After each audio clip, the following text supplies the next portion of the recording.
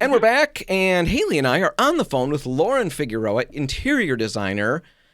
Out of where, Lauren? Where are you based? We are based in Clarkston, Michigan, and we work with clients all over West and Southeast Michigan. All right. Well, thanks for talking with us on the phone today. You bet. And we want to talk about something that's, well, the last couple times you've been on, we've talked about budget-friendly things, and that's near and dear to my heart. Absolutely love saving money. And the other side of this that's really interesting is we want to talk about designing with, used furniture, vintage decor, antique, all of that. And Haley and I have, we've kind of skimmed over this idea multiple times on the show because we both have found all kinds of places that we can find really good prices on stuff. It's very interesting stuff. It's all very old, very vintage. And you've got an article coming out in the Grand Rapids Magazine about this very idea. And so we want to just talk about that. And basically, we'll let you run with it. Awesome. Yeah. So the inspiration for this article came from the fact that currently, as we all know, supply chains for furnishings and decor pieces are so backed up. I have clients order a sofa and it takes them 7 months to a year to get it, which just feels ridiculous. And I have always been somebody who has loved the hunt of looking for vintage and used pieces, whether online or locally or garage sales. Absolutely. And yeah, so it's been, that's not the easiest thing to do for interior design clients.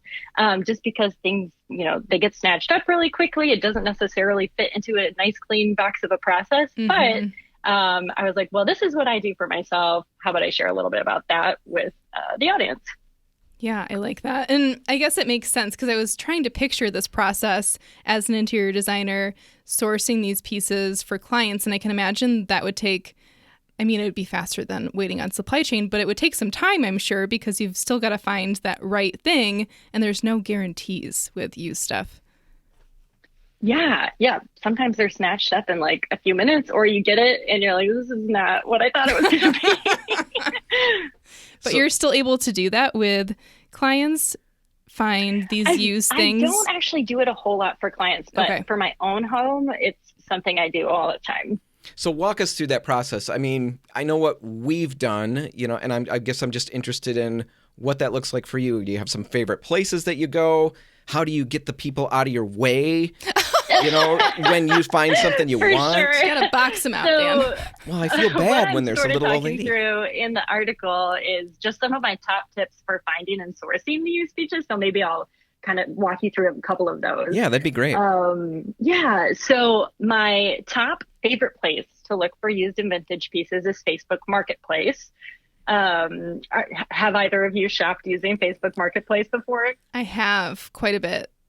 I have not. I've looked at it, but I have not gone further than that. You've browsed. Yeah. So a couple tips for doing that, because it can be a little overwhelming if you just type in like sofa and then you're like, oh, there's a million things here. I don't even know where these are. So the first thing that you have to do is you have to narrow down your search radius to your local area. So typically what I'll do is do maybe like 10 to 15 miles max. And then the other really important thing is that you have to change your search options from shipping and local, which is the default, to just local listings only. Yes. And that'll really narrow down your search. And it'll be sure to only show you things that would be easy to go and see and pick up quickly. That's key, because the other one gives you so many ads too. Like it's mostly listings for, it's just paid placement at that point. Yeah, I'm kind of a moron, I guess, with this, because I didn't even know I could do some of those things. And yeah, the times I checked it out, it was too much and too far away. And then I wasn't big on now I have to actually communicate with somebody and find out, is this still available? Interesting. That's the part. Yeah, I'm not big makes sense. on that. So, but that's part of it, right? You got to find out if it's still there. You can't just show up. You message them, and that's very easy. I know. Everyone's nice, Dan. I'm... People might never find me again. Experiences only, so... So you found all kinds of stuff. I know you can find almost anything there. Yes, yeah, for sure. And you can actually find, if you're not into used items, you can actually find a lot of new stuff on there too. Like I recently purchased a bed frame for our guest room that was actually brand new in the box. So that's a good way to get deals on new things that maybe somebody bought and they just didn't end up using. No, that makes sense too. No, I know. I guess the thing that's always gotten me about that is my kid has done that a couple times. Mm-hmm. And then there's this big exchange. You know, they meet in a parking lot somewhere and a nondescript location. Well, yeah. And it always feels illicit. Like there's some kind of crazy underbelly of society that's doing this. But it's all on the up and up, right? Perfectly I've always fine. gone to people's homes. You have to be careful, but you know, just don't, go somewhere alone if you're feeling uncomfortable. Yeah, no, that makes sense. What about Craigslist? I mean, do you feel less inclined to try to use something like that? Is that just too old now? I think it's too old now, personally. I haven't been able to find the same stuff. But it's not very easy to navigate. No, it's definitely not user-friendly. No, I think people have stopped using it too. Like, I really think that Facebook Marketplace has like taken over this type of thing, honestly. All right. So Facebook Marketplace, big thumbs up. What other things are on your list? Yeah. So next up, I would say a lot of people find this concept a little bit strange because they think like, oh, well, if I get a couch, it's been used and I don't know like how I feel about that. But I wouldn't let that deter you. So if you can find a sofa, even if it's not in a fabric you like, or if you're just uncomfortable with having fabric that's been used, reupholstering can be a really great option, and it can still be more cost effective than buying new, especially if you're finding brands from manufacturers that are like very high quality. Yes. I know there's a lot of mid-century pieces out there and that style is still very popular. And those pieces are built so well.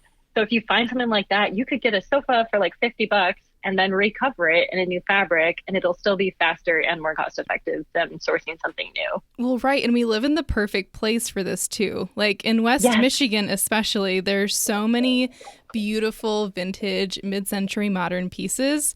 And yeah, they just need like a little bit of cleaning half the time. I've got a couch that I found at Lost and Found antique store in Grand Rapids. It was a steel case sofa. I got it for like 1/8 of the price of a new one. They still make this exact one. And all I had to do was steam the fabric and it's brand new again. I love that. I love that. So if I went the reupholstering route, I don't know that we've talked a whole lot about that on the show. You've done that, Lauren, I'm assuming. You've had this done for you. What is the process? I mean, just thumbnail sketch it for us. How long does something like that take? I'm sure it varies, but... Yeah, so you need to find, your fabric source. If you have there are several local upholsterers. I could maybe give you a link to one that you can include in the show notes. But they often have fabric books that you can look through, and then they'll tell you how much fabric is going to be required based on the sofa that you're going to be redoing, and then they can give you a time frame as well. And really, it just depends, how backed up they are. Once they actually start, it doesn't take very long. It's usually just a matter of, how many pieces they have in their shop at the time. So that would eliminate the bed bug question that I yes. kicking around. Interesting. Yeah, I mean, the steamer, though, would technically kill anything that's there. No, I know. With doing this show, Lauren, we dig into all kinds of different topics. And I know. A few weeks ago, we talked about diatomaceous earth. Yes. Which is just, it's an organic powder you can sprinkle around and it will kill bugs. And one of the bugs it will kill is bed bugs. And that led me to another story of somebody who bought a bunch of used furniture. And after a year, apparently the bugs had hibernated or whatever they do for a fair amount of time. And almost a year later, her home was infested. So, of course, that freaked me out. Oh, my gosh. Of course you And now I've said it out loud. Oh, my gosh. So, yeah, there's people burning stuff in their front yard right now. All right. So what other things, how many more do you have on your list? I should have pulled it up and I tried, but I couldn't find it. How many other things are on your list, Lauren? Let's see. I think I have 3 more things on the list. All right. Let's get those 3 on the other side of the break. Can we do that?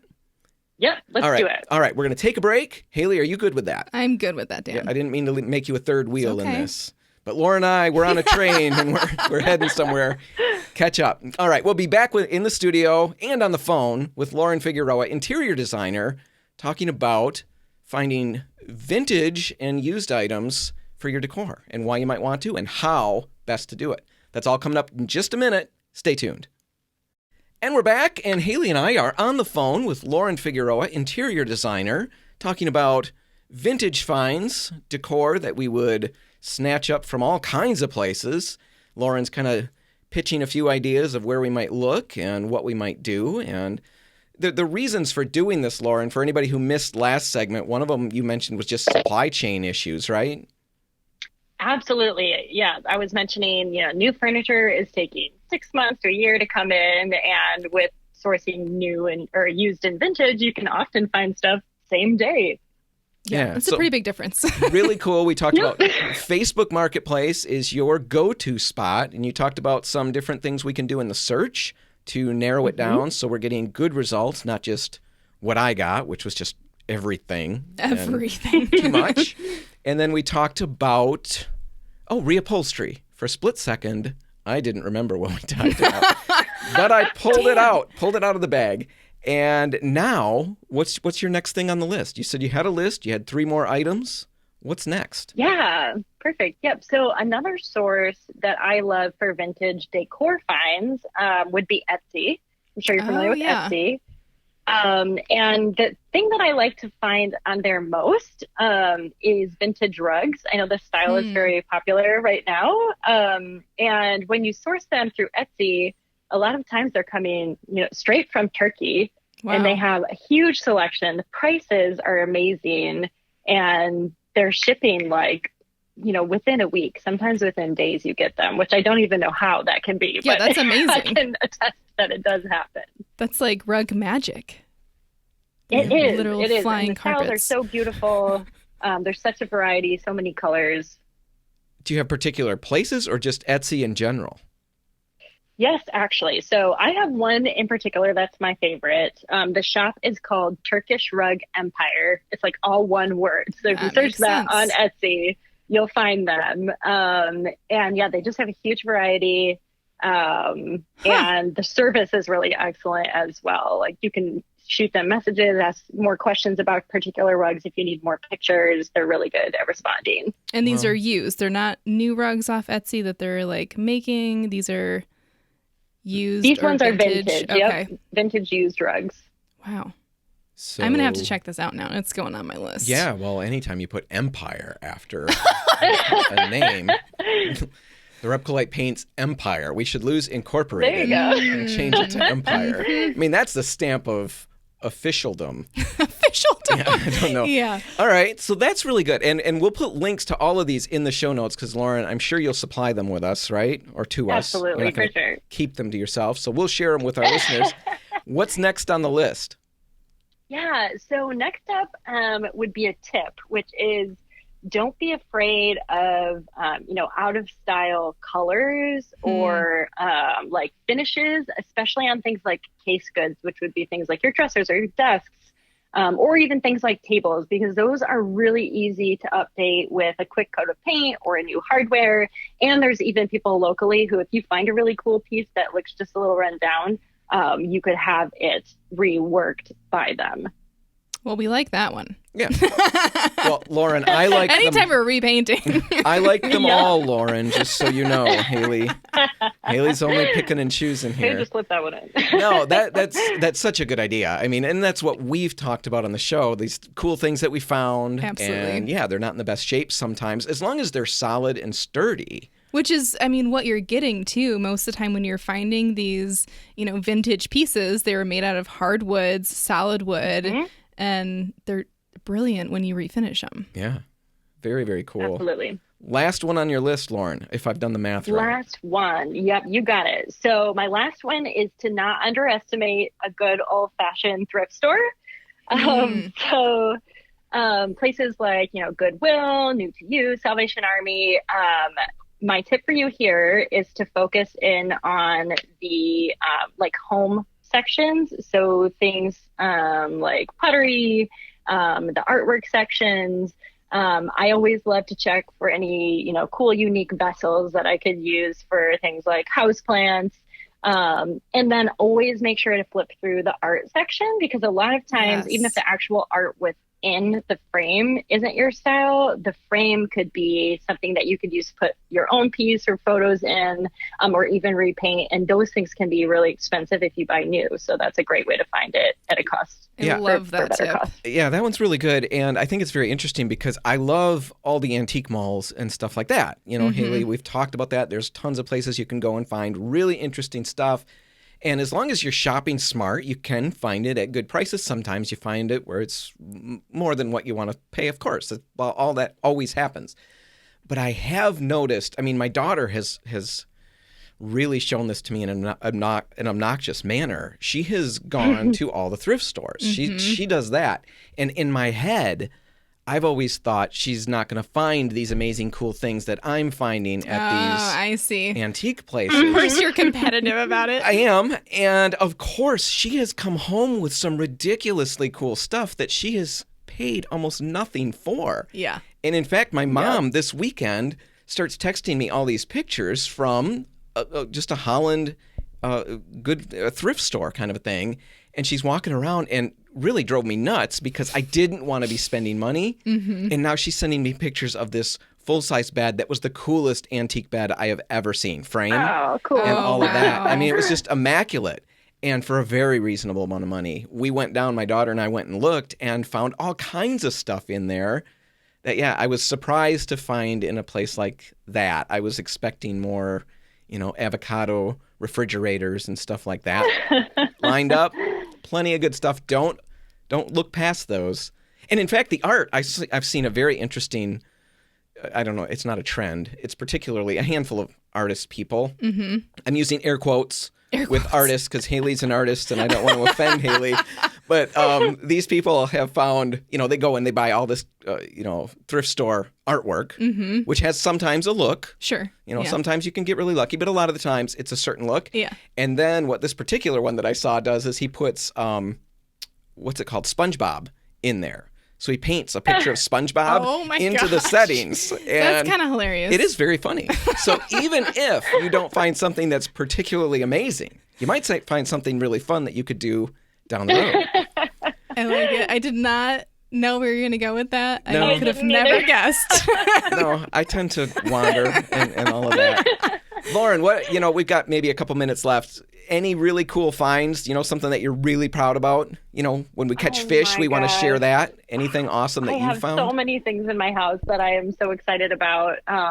But I guess I would just point, so like the pictures that you will see in the article with the magazine, I think they're mostly pictures of our guest room. And I'm really proud of this room because really everything in that space, aside from maybe like the bedding, was something I found new or used via Marketplace or just thrift store. So I get most excited when I'm like, wow, look, I could do a whole room using all of these used pieces for that's really satisfying. It's so much fun. I know my kids, we've gotten into that a lot. We go around, we find all this stuff. And I'm not looking largely for furniture. I'm really looking for decor type items. And my daughter has said that when I go, like officially go, move on to the next stage of whatever comes next. She said there's going to be a war between all the kids over the stuff that I've collected. She's already, my gosh. Yeah, she's already going through the house putting her name on things. Oh my gosh. I know it's a little it's a little morbid. Yeah. But I feel so complimented. They say that my taste and the things that we've acquired, because these are so many of them are one of a kind of strange things. Yeah. It's just been so much fun. You mentioned that at the very beginning, and I guess I wanted to get back to that at the end. It's just the search can be almost as much fun, sometimes more fun than the actual thing you found. And when you love the thing that you found, like you're talking about your guest room, and then the search was fun, I mean, the whole experience is 10 times better. Well, yeah, it's an experience. Yeah. Absolutely cool. So, Lauren, the article is in the Grand Rapids Magazine, right? The September-October issue? Yep, you got it. And our listeners can go check that out. And if they want to go to your website and get more information, if they want to reach out to you, because you'll help them put their whole home together. You'll do design in a day. We talked about that on a couple of weeks ago that aired. If they want to get in touch with you, what's the best way? Yeah, so our website is lfdesigns.co. And that's actually our handle on Instagram and Facebook as well. Perfect. All right. Lauren Figueroa, thanks so much for talking with us today. Yeah, it was so much fun. Thanks for having me.